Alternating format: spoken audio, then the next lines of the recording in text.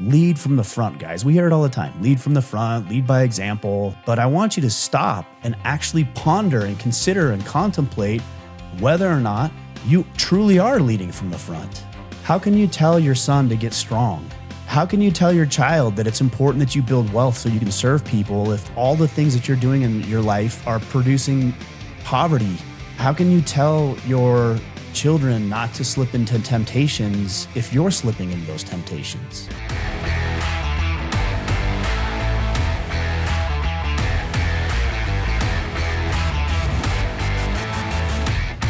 I had a really great opportunity this afternoon before I hit record on this podcast, and I wanted to share it with you because it conjured up some thoughts and ideas in my mind about how I have been showing up for my children and how I want to show up, and how I think all of us as men ought to contribute in to the lives of our children and the lives of the children in our communities.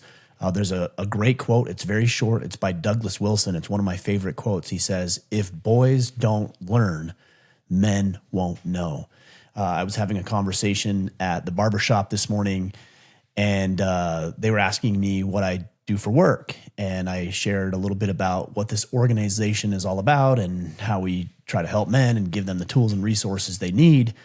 And they had asked me if that's something that's needed. And obviously the answer is yes. If you look around, it's very evident that the work that we do here is just as important as it's ever been, maybe even more so than when I started doing this 10 years ago. There are so many men, literally millions of men across the planet who did not have male father figures in their lives, did not learn the lessons that they should have learned, did not have the opportunities that I think they should have been afforded. And in many ways, I am the recipient or non-recipient of the same thing. I didn't have a rough childhood, I would say, by any means, and I know that there's more men who had it significantly worse than I had it, which I don't even really think I had it that hard at all. But I lacked that father figure in my life growing up. And as a kid, as a boy, you know, you can say as a boy, you didn't have that opportunity. And I don't really place that burden of responsibility on our young men. I place the burden of responsibility on us as the men who are looking to them to lead us at some point.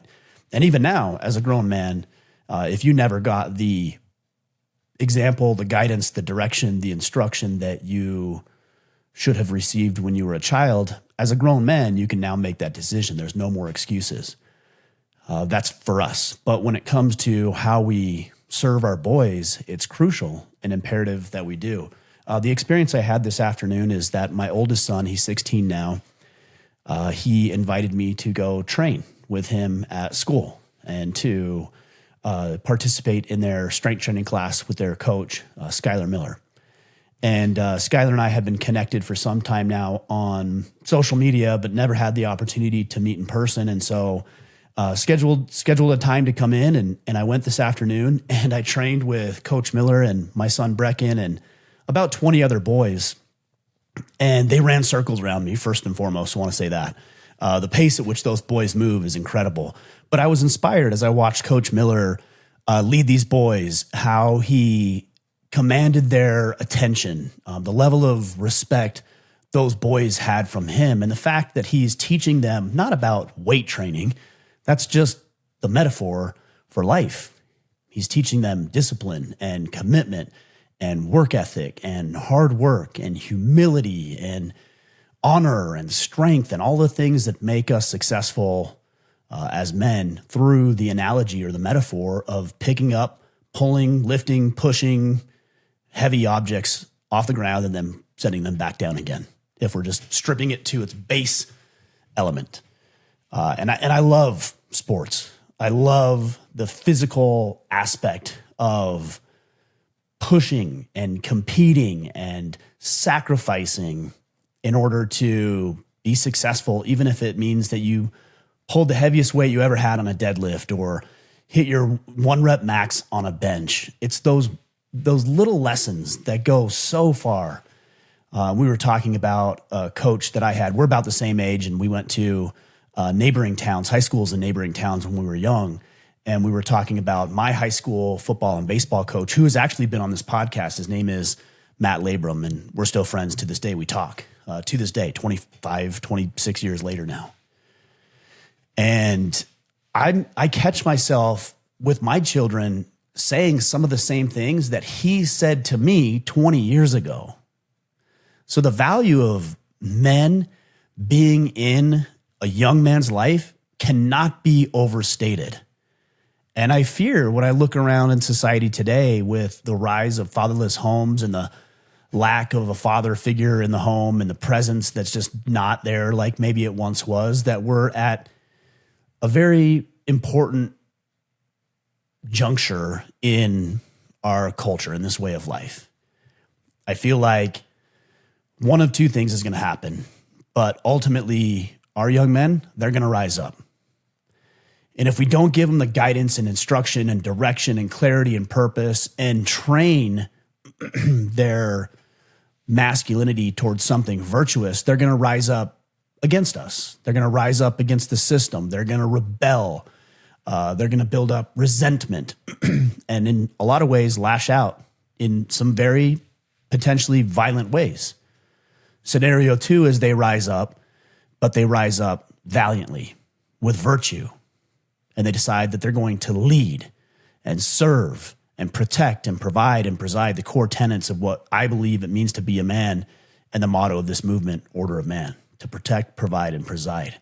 And the only difference between whether they rise up in anger and frustration and hostility and potentially violence, or rise up in honor and respect and class and grace with the desire to lead valiantly and virtuously, is whether or not we as men are doing our part to turn around and help the boys that need help harnessing the masculinity that is coursing through their veins.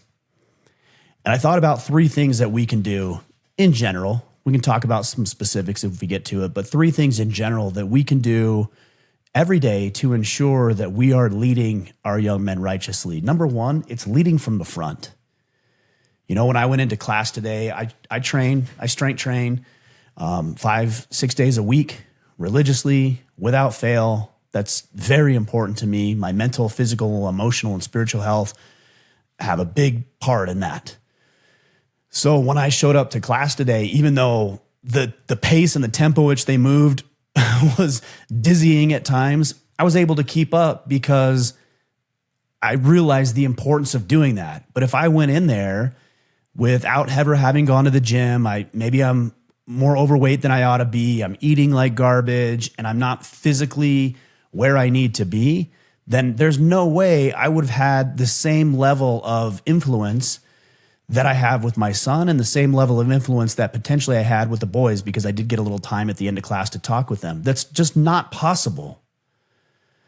And I have to ask myself too, and you, is the way that you look and the way that you show up, the way that you communicate, the way that you dress, the way that you articulate a message, the way that you're treating other people, the way that you show up for work, the habits and the activities that you participate in, does that speak highly of you, or does it say something completely different? And I often tell our guys in the Iron Council this: you don't really get to decide whether or not you're influential. You don't. Now, you might hear that and think, well, I get to decide if I'm influential. No, you don't. You're always going to be influencing people. If you're lazy and overweight and out of shape, if you're angry, if you're slipping into vices, if you're not empathetic, if you're not capable of doing things that you're asking your children and other kids to do, you are influencing those children. And what you're doing is you're telling them it's okay to be like this. Well, that's not okay. You wouldn't think that's okay for them. You don't wish that for them. And yet you walk around that way because you think that maybe the way you show up, maybe you can hide it. Maybe they're not paying attention. Oh, no, they are. So you don't get to decide whether you're influential. You get to decide which type of influence you have on your children and the other youth in your community who are looking at you. And what is your level of influence saying to those kids? That it's okay to be weak and lazy and pathetic, shirk responsibility, play the victim card, push all your problems off on some external factor or circumstance beyond your control? Or are you telling them that your health, mental, physical, emotional, and spiritual health is your responsibility, that you're going to treat people with respect, that you're going to work hard, that you're going to have a purpose, and you're going to be motivated and driven and inspired in life? Because if you're that kind of person, that's likely what type of people they're going to be. Lead from the front, guys. We hear it all the time. Lead from the front, lead by example. It's so often used that it no longer has any weight. But I want you to stop and actually ponder and consider and contemplate whether or not you truly are leading from the front. How can you tell your son to get strong if you're not working on getting strong? And I'm not even saying you need to be the pinnacle of strength. How can you tell your child that it's important that you build wealth so you can serve people if all the things that you're doing in your life are producing poverty or, just a basic standard of living? No, you're meant to create abundance and prosperity in your life so that you can serve people righteously. How can you tell your children not to slip into temptations if you're slipping into those temptations? How can you tell your children to work hard if every opportunity you have to show them what that means, you shirk responsibility and pawn it off or kick the can down the road and procrastinate and don't show up the way that you can? Ask yourself. You don't need to turn that report card into me. I'm not going to look at it, just like you're not going to look at mine. But I think it's time you actually take a look and ask yourself, are you truly leading by example? The next point, guys, and there's only 3 I wanted to share with you today, so this will be relatively quick, but it's deep if you decide to take it deep. The next point is to get involved.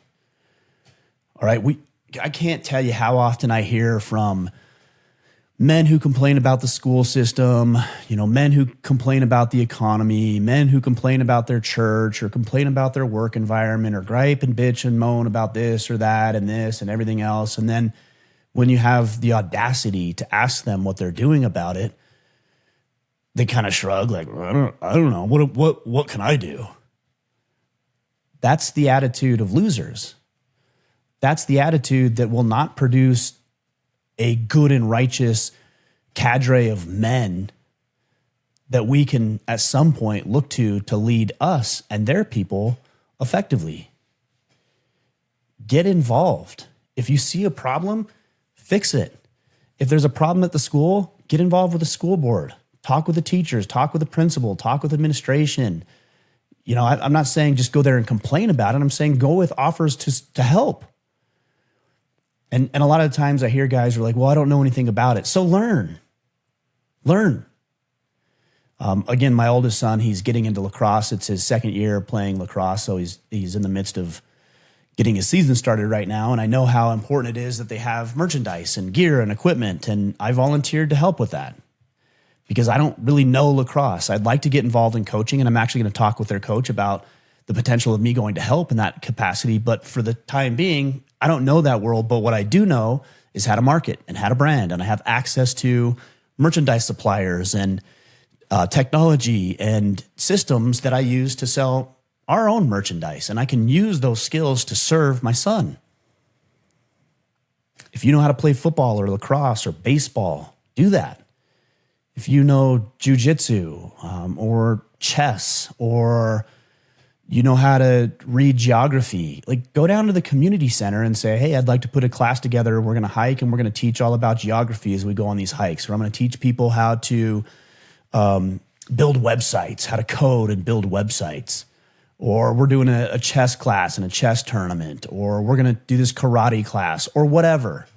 But don't sit on the sidelines and pretend or at least think and hope that somebody else solves the problem of the crisis that our young men are facing, which is a lack of engagement from other men. Like I said, I've been coaching youth sports for, almost 16 years at this point, probably 13, 14 years at this point, ever since I started having kids. And I've coached everything from soccer to t-ball to baseball to football to basketball. Some sports I know what I'm doing. Other sports like basketball, for example, I have no freaking clue. But I want to get involved, and I try to get involved. And I'm amazed and a little shocked and disappointed how difficult it can be to get other men involved. I might ask for an assistant coach, and every year, I want to be fair, every year I have one, maybe two dads who are like, yeah, I can help out or I can be available. But the overwhelming majority of the responses I receive when I ask for help from men in coaching their children is crickets. Or at best, I can't because I'm busy with work or busy with these other things. And I certainly understand that. But for 80, 90, 95% of the men, the fathers, to not be willing to get engaged or not be in the position to get engaged, that's a dangerous statement. And that's when our boys will rise up against, not with, and for us. Get involved in school boards, get involved in coaching, get involved in the community center, get involved in your church, young men's program, whatever you can do at whatever capacity. Look, we can't do all of it. I would love to coach all four of my children's sports every single season. That isn't possible, but I'm going to do what I can as often and frequently as I can because it's my responsibility. Even if my son goes to play baseball or lacrosse or football or basketball with another coach, those children are not my coach's responsibility. In some way they are, but ultimately the buck stops with me. Those are my children. I'm responsible for them. And I also consider myself responsible as a coach for other young men in the community.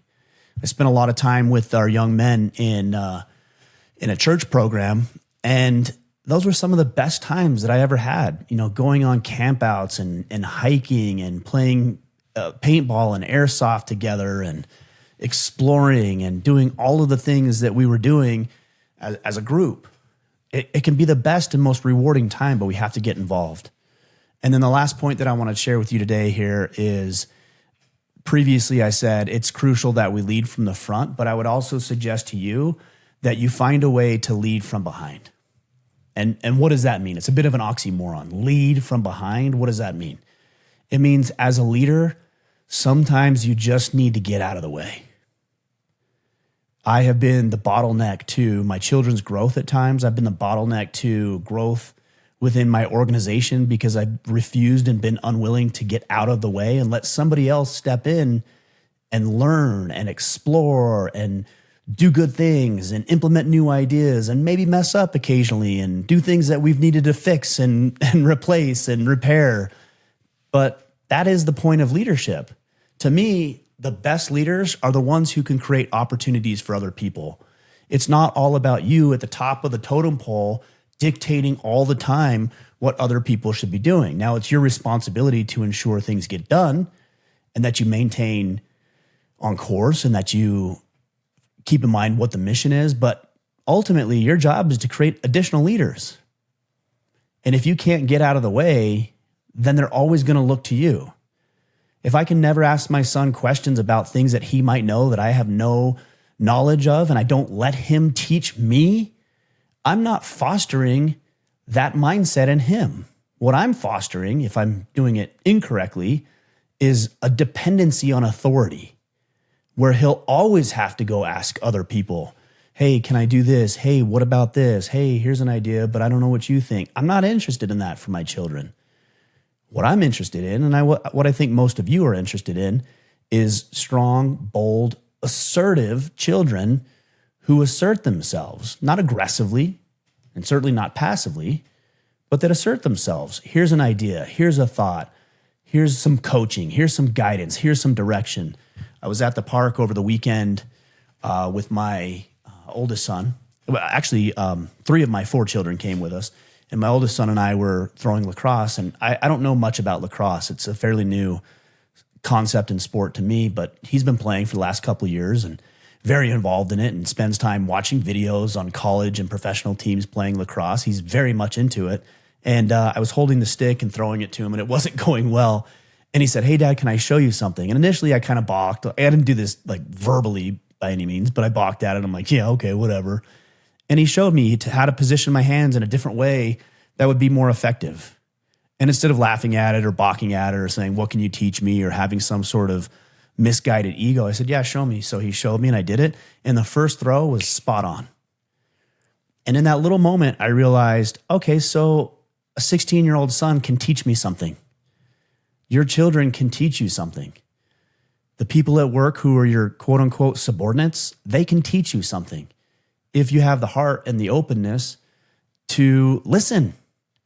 And even if they're wrong, I mean, we're not always talking about brain surgery here. You know, if something doesn't go completely right and they mess up, that's okay. It's a learning opportunity. Use it to coach and instruct and guide. But you have to create a void. And what's keeping that void from existing is you. You're the problem. You're the arrogant leader. I mean, I don't know for sure, but I'm saying in this case, you could be the one who is blocking all of the growth for your people.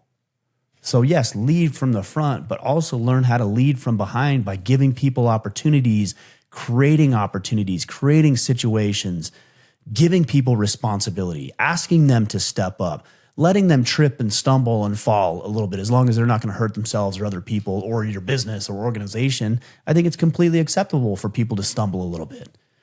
It's through our stumbling that we learn new things and we grow and we develop and we realize that we're actually capable of a lot more than we previously thought we were. Create those opportunities. But again, I'm going to go back to that quote that I started with. If boys don't learn, men won't know. And if you have a deficiency as a grown man in your own life, then it's your responsibility as a grown man. You're no longer a boy, so you can't blame it on your your parents or your lack of influence when you were a kid. You can't. You're a grown man now. That excuse has expired. So if you're lacking something, maybe it's technological know-how, maybe it's the ability to make money or to get strong or get fit or know how to do a proper deadlift or know how to change the oil in your car, know how to communicate a message effectively or how to rally people around a cause. Learn. You have every opportunity to do that. And most of it's free. You know, this podcast is free. You can get a book at the library for free. You can go to conferences, a lot of conferences you can go for little or no out-of-pocket cost.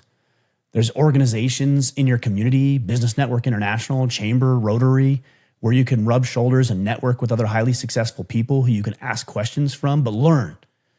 Because if you don't know, you won't be able to teach your boys. And if they don't learn, well, then they become like you, which leads into that third point, lead from behind.